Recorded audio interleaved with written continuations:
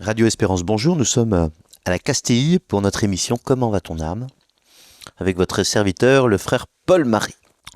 Et nous continuons à méditer sur la providence divine. La dernière fois, nous avions parlé de la liberté, qui est le Seigneur qui cause notre liberté, au sens où il nous donne l'énergie pour vouloir, l'énergie pour choisir, cette énergie qui fait que notre volonté, notre vouloir est dirigé vers le bien absolu, le bien total, le bien qu'est Dieu. Et par conséquent, quand l'intelligence ou l'esprit humain se présente à soi-même les choses, aucune n'est absolue, et donc nous sommes libres par rapport à elle. Nous ne sommes pas déterminés par aucun bien, puisque aucun bien sur cette terre n'est absolu. De sorte que la liberté, ici, la volonté consiste à vouloir ce bien-là plutôt qu'un autre, sous la raison de bien, évidemment, à le vouloir, donc c'est parce que nous considérons par un bout comme un bien, même si c'est un mal moral et que nous le savons. Il n'empêche que c'est celui-là que nous désirons, et si nous le désirons, c'est que nous le considérons quand même, d'une manière ou d'une autre, comme un bien. Et souvent, d'ailleurs, le fait de s'en délivrer, c'est de voir véritablement sa malice, qui fait qu'on le rejette totalement. Mais parfois, d'un certain côté, notre cerveau nous persuade que c'est quand même un bien. On sait que la cigarette c'est mauvais, on sait que l'alcool c'est mauvais, on sait que telle chose est mauvaise. Et pourtant, le subterfuge de notre cerveau qui croit avoir besoin de cette chose, c'est de nous la présenter quand même comme un bien. Toujours est-il que, même si Dieu nous donne cette énergie, c'est à nous de spécifier cette chose comme un bien et qui fait que on tend vers elle et qu'on la choisit et qu'on s'y complaît. Alors si cette chose est réellement bonne, c'est magnifique. Si cette chose est apparemment bonne mais réellement mauvaise, c'est pour nous une source de dégradation, en tout cas de privation. Nous nous privions de quelque chose qui aurait pu nous accomplir, nous augmenter, nous rendre plus humains. Voilà pour la liberté. Je voudrais avec vous parler du miracle. Et avant de parler du miracle, vous rappelez que quand on parle du miracle, on en parle dans le cadre de la providence, c'est-à-dire du gouvernement divin, de ce mystère où Dieu conduit toutes les créatures vers leur épanouissement justement, vers leur accomplissement. Et dans le cas des créatures spirituelles, qui constituent le sommet de toute l'œuvre divine, cet accomplissement est spirituel. En tout cas, concrètement, il est d'ordre surnaturel, puisqu'il consiste, pour nous comme pour les anges, dans la vision béatifiante de Dieu, afin que nous le possédions, afin que nous en jouissions. Si je puis me permettre cette expression à propos de Dieu. En tout cas, entre dans la joie de ton maître, réjouis-toi, dit l'ange à Marie, c'est vraiment la fin, et le fin du fin d'ailleurs, de notre religion chrétienne, qui est une religion de la joie. Pour obtenir la joie. Et pour atteindre cette joie surnaturelle d'une façon qui nous soit conforme, qui soit conforme à notre dignité, nous avons besoin d'une connaissance surnaturelle. Je ne vous appelle plus serviteur, mais je vous appelle mes amis, car tout ce que j'ai appris de mon Père, je vous l'ai fait connaître. Donc, pour aimer, il s'agit d'abord de connaître.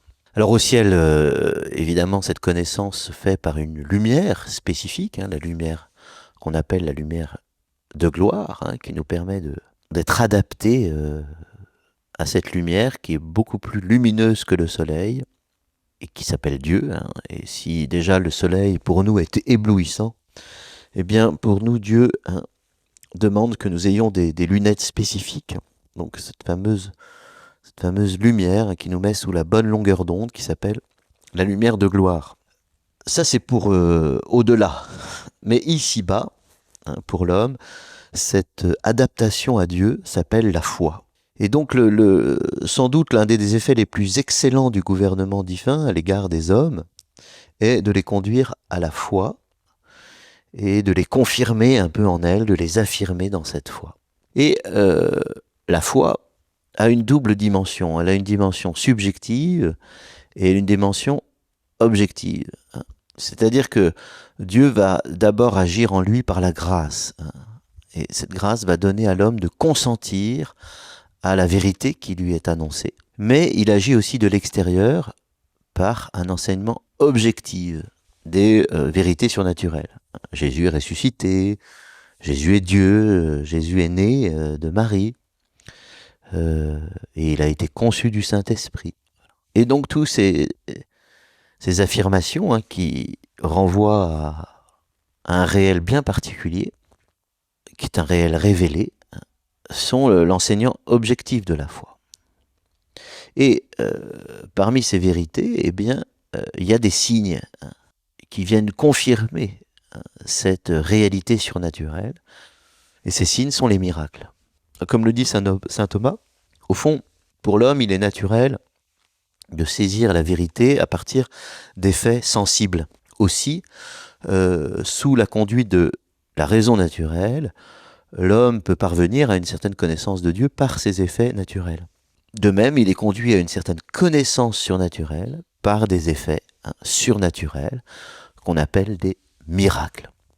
Donc c'est vraiment le miracle pour saint Thomas, c'est une action pédagogique de Dieu par laquelle l'homme conduit, par laquelle Dieu conduit l'homme à une certaine connaissance surnaturelle. Et donc vous voyez, dans le miracle, on doit toujours considérer deux aspects. Il y a le fait et puis le message que contient ce fait. Dans les miracles, dit-il, il y a deux choses à considérer. D'abord ce qui est produit, c'est-à-dire quelque chose qui dépasse le pouvoir de la nature. Selon ce point de vue, on les appelle puissance, au pluriel. Ensuite, ce en vue de quoi les miracles sont produits, c'est-à-dire pour manifester quelque chose de surnaturel. Et de ce point de vue-là, on les appelle couramment des signes. Signes, évidemment, d'autres choses qu'eux-mêmes. Dans notre méditation sur la providence, sur le gouvernement divin, on peut évidemment se préoccuper surtout de définir le fait proprement miraculeux d'une manière qui permette de le distinguer des autres actions insolites, mais qui sont possibles aux différentes créatures. Autrement dit, on pourrait, s'intéresser beaucoup, par exemple, aux critères qui permettent de discerner et de faire la différence entre le vrai miracle et ses contrefaçons diaboliques. Et vous voyez, déjà, on traite du miracle en essayant de savoir si le fait que ce soit insolite, que ce soit jamais vu, que ce soit bizarre, inexplicable, déjà, il faut essayer de le rattacher à savoir si ça vient de Dieu ou si ça vient de créatures puissantes, comme le sont les démons. Donc il y a toujours une dimension éducative du miracle. Et donc il y a des... Évidemment, on peut s'intéresser aux miracles du Christ et puis aux dons des charismes ou des miracles dans l'Église. Vous voyez, ce qui est important, c'est au fond la finalité du miracle. Qu'est-ce qu'il nous enseigne ? Alors d'abord, voyons évidemment le fait miraculeux, sa possibilité, et ce qui fait que on l'appelle miracle. Puis après, on verra sa finalité. Évidemment, on appelle quelque chose un miracle lorsque cela se produit en dehors du dispositif de la nature, en dehors de l'ordre naturel, c'est-à-dire lorsqu'arrive un événement qui n'est pas susceptible d'être produit par le jeu des causes secondes qui définit la nature. Évidemment, vous voyez, cette définition du miracle suppose l'idée d'une nature stable, consistante, d'un cours régulier des choses, animée par des lois qu'on peut abstraire et qui font que les choses arrivent à peu près toujours de la même manière. Vous voyez, ce concept de nature montre qu'il y a bien un double régime de l'action de Dieu. Il y a une action selon la nature, à travers les causes secondes, on a longtemps parlé, ou en dehors de la nature, où Dieu agit directement et sans causalité seconde. Alors évidemment, Dieu a une puissance illimitée, hein, et donc... Alors évidemment, pour certains, on pourrait dire que tout est miracle, hein, puisque tout vient de Dieu directement et ne passe pas par des causes secondes qui ont leur propre loi. Donc la puissance illimitée de Dieu, évidemment, elle est la source de tout ce qui se produit depuis la chute de neige en hiver, hein, jusqu'à la résurrection d'un mort. Hein. Mais il faut bien faire la différence entre l'action ordinaire de Dieu, hein, et son action extraordinaire.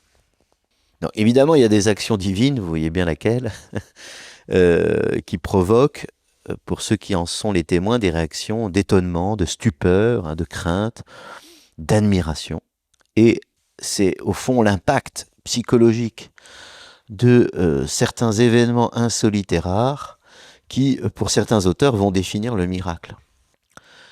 Saint Augustin, hein, estime par exemple que les événements que nous appelons miracles ont pour but de nous réveiller, de nous éveiller aux merveilles quotidiennes de Dieu, qui ne sont pas moins miraculeuses pour lui. Parce qu'au fond, évidemment, tout est d'une certaine manière un miracle, hein, dans la nature qui nous entoure, le lever du soleil, la succession du saison, la beauté de la lumière. Voilà, il y a quelque chose de magnifique, hein, et Saint Augustin, dans sa cosmologie un peu mystique, dans sa vision, qui montre que tout dans l'univers parle de Dieu, où tout fait signe, hein, tout manifeste la puissance mystérieuse de Dieu. Mais évidemment, l'habitude émousse l'admiration, et cet état habituel, voire blasé, doit être parfois réveillé, hein, par le choc de l'insolite. Donc voilà, la nature, c'est le cours ordinaire des choses, pour saint Augustin. Bon. Saint Thomas, lui, il a une conception un peu plus stricte, hein, de la nature qui lui permet de définir avec précision le fait miraculeux, parce que vous avez vu que pour saint Augustin, au fond, le miracle, c'est ce qui nous fait nous admirer. Bon, il y a des choses qui sont tout à fait explicables naturellement, et on ne peut pas à proprement parler de miracle, même si on les admire et que ces choses magnifiques, hein, nous parlent et parlent à notre cœur de Dieu. Alors on verra la conception de saint Thomas juste après la pause. À tout de suite.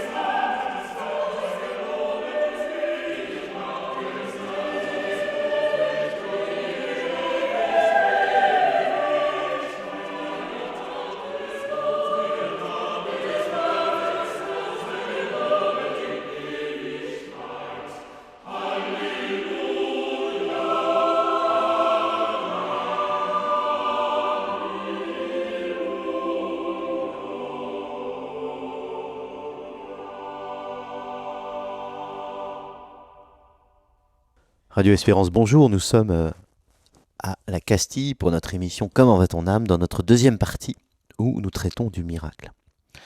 Donc le miracle, ce n'est pas simplement ce qui suscite l'admiration, et pourtant c'est là son rôle au fond, hein, de nous réveiller. Mais plus précisément, le miracle, c'est ce que Dieu fait en dehors, hein, des causes habituelles, hein, qu'il a mis en place dans la nature, hein, et qui font que, à propos de ce miracle, on peut voir que c'est Dieu qui agit directement. Alors évidemment, ce qui, pour un homme du XXIe siècle est habituel, était étonnant pour un homme du XIIe siècle. Donc de voir quelqu'un parler dans un téléphone portable chez lui, évidemment, elle serait étonnant pour un homme du XIIIe. Et pourtant, nous savons que c'est le produit de la technique, hein, et que l'homme a été capable d'inventer, hein, des choses qui, pour l'homme du XIIIe siècle, auraient été miraculeux, comme le fait, évidemment, d'aller marcher sur la Lune. Miraculeux au sens qui semble violenter, hein, les lois de la nature. Alors de fait, hein, les causes secondes, comme l'homme jette une pierre en l'air, la pierre normalement elle doit tomber, et puis là il se trouve qu'elle vole. Donc il a là quelque chose de l'homme, hein. Mais qui dit miracle, dit que Dieu tout d'un coup a agi, hein. Au fond, s'il y a miracle, c'est que Dieu l'a fait, hein. Et puis il y a des effets qui, par définition, ne pourront jamais être produits. C'est bien là le discernement de l'Église, hein, c'est qu'on demande aux scientifiques de dire, mais est-ce que vous pensez que un jour la science pourra expliquer cela, hein? Alors, quoi qu'il en soit, vous voyez bien que le miracle a quand même toujours une finalité. On sent bien qu'à travers ce fait, hein, l'idée c'est que celui qui en est la cause, hein, immédiate, agit en dehors, hein, de tout l'ordre des causes secondes et ne peut être de l'or, hein, que Dieu, hein, produisant directement les faits en question. Alors est-ce à dire que Dieu seul fait des miracles? Saint Thomas, lui, en est persuadé en s'appuyant sur le psaume 135, hein, lui seul fit des merveilles. Et pour lui, l'ange, et a fortiori le démon, hein, ne peut pas accomplir un vrai miracle, hein, au sens où l'ange et le démon sont soumis aux lois de la création, hein. Donc il ne peut pas poser une loi qui transcenderait les lois générales de la création. Alors, c'est sûr que le pouvoir de faire des miracles, donc la toute-puissance divine, peut être communiqué, hein, à une créature, soit de manière ponctuelle, soit de manière stable, hein, par une possession d'un charisme permanent. Mais il peut aussi, par une motion passagère, hein, élever un esprit à un acte tout à fait surnaturel qui va servir d'instrument à l'action divine. Par exemple, hein, le roi te touche, hein, Dieu te guérit, hein, disait-on, à l'époque de cette grâce, hein, que recevait le roi quand il était institué roi. Au fond, on pourrait dire qu'il y a trois sortes de miracles, hein, qui fait que plus un effet dépasse les lois ordinaires de la nature, hein, plus il est miraculeux. Alors le top 1, hein, du miracle, c'est quand l'effet miraculeux est absolument impossible à réaliser par la nature. Hein, par exemple, la bilocation, hein, le même corps dans deux lieux différents, ou la rétrogradation du soleil dans sa course, hein, c'est dans Isaïe 38, c'est pas seulement dans le miracle de Fatima, c'est déjà dans l'Écriture. Et la bilocation, c'est déjà dans le livre de Josué.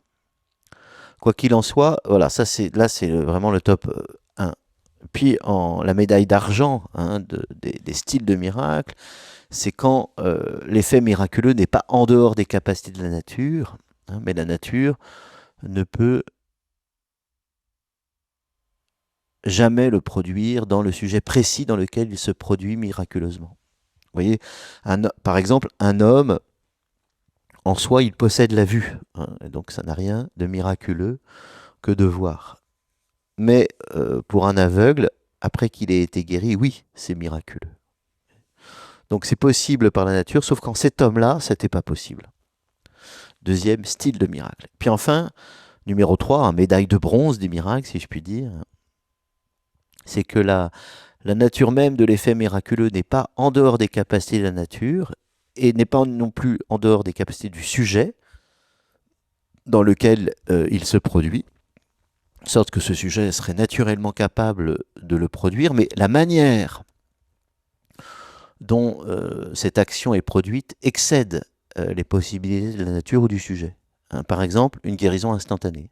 Normalement, voilà, la guérison est possible, mais là, elle est instantanée, et donc il y a miracle, et vous voyez que on est dans un degré un tout petit peu moindre.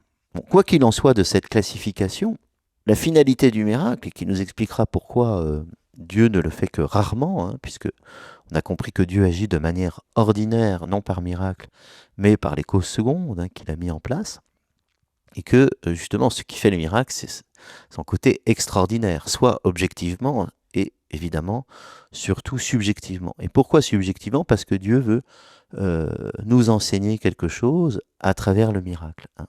Ce miracle doit être utile aux hommes, mais il ne vise pas un bien qui est de l'ordre de la santé, hein, mais qui est de l'ordre de la connaissance. Le miracle est un signe hein, qui procure une connaissance salutaire chez ceux auxquels il s'adresse. C'est-à-dire que, et c'est vrai dans les Écritures, le miracle est toujours un acte de puissance inséparable d'un enseignement, inséparable d'une parole. Et donc ce n'est pas simplement la toute-puissance divine qui se décharge de manière arbitraire. Et pour saint Thomas, très précisément, le miracle, il est finalisé par la foi. C'est pour ça que je vous parlais de la foi au début de cet enseignement. Tout simplement parce que le miracle est un motif majeur de crédibilité de ce qui est enseigné. Donc, et l'acte de foi n'est jamais la conclusion d'un raisonnement purement naturel. Même si l'acte de foi ne reprend pas la raison à rebrousse-poil, hein, il est raisonnable. Mais, comme le dit le Concile Vatican I, hein, pour que l'hommage de notre foi fût conforme à la raison, Dieu a voulu que les secours intérieurs du Saint-Esprit soient accompagnés de preuves extérieures de sa révélation, à savoir des faits divins et surtout des miracles et des prophéties. Fin de citation. Vous voyez, donc le miracle, il a ici, dans la doctrine classique de l'Église, a pour but de confirmer un enseignement ou de manifester une sainteté exemplaire que Dieu proposerait à nous en modèle. C'est le cas des canonisations de saints.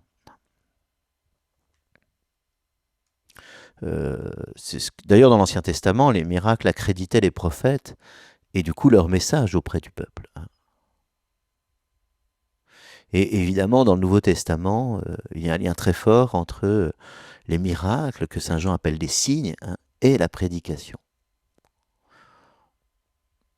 Et dans le grand discours de Pentecôte, hein, Pierre va décrire Jésus, hein, cet homme que Dieu a accrédité auprès de vous, je le cite, hein, par des miracles, prodiges et signes qu'il a opérés par lui au milieu de vous, ainsi que vous le savez vous-même. Voilà, vous l'avez vu, ces miracles.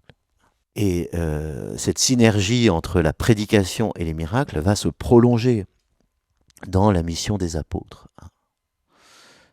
Comme le dit la finale de l'évangile selon saint Marc, hein, pour eux, hein, les 11 apôtres, ils s'en allèrent prêcher en tout lieu, le Seigneur agissant avec eux et confirmant la parole par les signes qui l'accompagnaient. Voilà, donc si c'était utile à votre foi, c'est ce que je demande d'ailleurs à Dieu, comme prédicateur, hein, que Dieu me donne hein, le charisme pour accomplir des miracles, non pour briller, vous voyez, ou pour faire du merveilleux, mais pour accréditer, rendre crédible le message que j'annonce. Et saint Augustin, il insiste vraiment sur la valeur de la croyance pour accéder à la vérité. Et toute croyance suppose une autorité. Et cette autorité, elle s'impose par deux moyens, soit les miracles, soit la sagesse et la moralité du croyant. Donc le miracle n'a pas pour but hein, d'éveiller simplement l'étonnement ou l'admiration, comme on le ferait voler un homme dans les airs, hein, mais de susciter la reconnaissance, la bienveillance, indispensable pour tisser une relation interpersonnelle de confiance entre celui qui enseigne et celui qui est enseigné. Pour que le miracle atteste hein, de la bienveillance de Dieu. Et pour saint Thomas, il est clair qu'il y a une valeur, vous voyez, de défense de la foi, si je puis dire, euh, pour les simples comme pour les sages.